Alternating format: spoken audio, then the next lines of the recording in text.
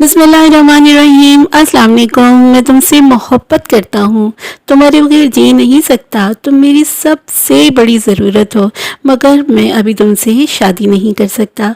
तुम बहुत अच्छी और ख़ूबसूरत हो, तुम्हें मुझसे भी अच्छा कोई लड़का मिल सकता है। हमारी ज़ात मुख्तलिफ है, शायद मेरी वालदा ना माने इस शादी के लिए, मगर मैं पूरी कोशिश करूँगा। अभी मेरी तालीम मुकम्मल हो जाए, फिर कोई जॉब करके रिश्ता भेजूँगा, वगैरह वगैरह वगैरह। दोस्तों, ये वो तमाम जुमले हैं जो किसी भी फेक रिलेशनशिप में बोले जाते हैं, यानी दो लोग आपस में मोहब्बत का ताल्लुक रखते हैं मगर कोई ठोस फ्यूचर प्लान होता ही नहीं। ज़्यादातर लड़के ऐसा करते हैं, मगर आजकल की लड़कियां भी बहुत तेज़ हैं। अक्सर ऐसे ताल्लुकात को दोस्ती का नाम दिया जाता है और दोस्ती की आड़ में सब कुछ कार्रवाइयाँ हो जाती हैं, टाल मटोल से काम लिया जाता है और गौर करें तो शादी कहीं होती ही नहीं। सब झूठी बातें, झूठे दावे और फेक रिलेशनशिप। मगर अब परेशान होने की ज़रूरत नहीं जनाब। अगर आप किसी से बेहद मोहब्बत करने लगे हैं और दूसरा फरीक भी दावेदार है तो ठहर जाएं, ज़रा सोच लें। ऐसा ना हो कि कोई आपको उल्लू बनाए और चला जाए। फेक रिलेशनशिप का कैसे पता चलेगा? जिसको आप चाहते हैं वो भी आपको चाहता है या नहीं, सिर्फ टाइम पास तो नहीं कर रहा। आइए हम आपको बताते हैं कुछ ऐसी टिप्स और बातें जिन पर अगर आप ध्यान देंगे तो मोहब्बत में धोखा खाने से बच जाएंगे। सबसे पहली बात तो ये है कि आपका दिल कहीं ना कहीं कह रहा होता है कि ये इंसान गलत है। आपको उससे कोई अच्छी वाइब्स नहीं आ रही होती, ये अल्लाह का निज़ाम है, मगर जज्बात में हम गौर करना नहीं चाहते और उस बंदे से जुड़े रहते हैं, नतीजे के तौर पर नुकसान उठाते हैं। अक्सर वो लोग जो आपके साथ वक्त गुजार रहे होते हैं वो आपसे नामुनासिब गुफ्तगू करना चाहते हैं, मसलन सेक्सुअल एक्टिविटीज़ के बारे में वो बात करना चाहते हैं।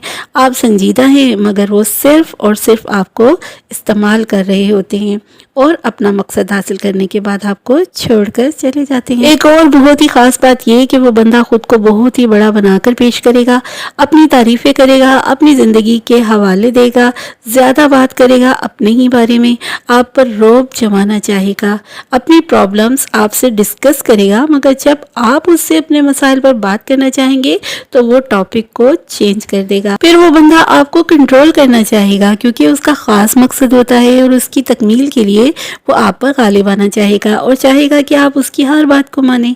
अगर आप बात ना माने तो बात बात पर नाराज़ होगा और आखिरकार नतीजा रिलेशनशिप का खात्मा हो। दोस्तों, बाज़ औक़ात बल्कि अक्सर औक़ात लोग आपको आपके पैसे की वजह से भी अपने चक्कर में गिरफ्तार कर लेते हैं।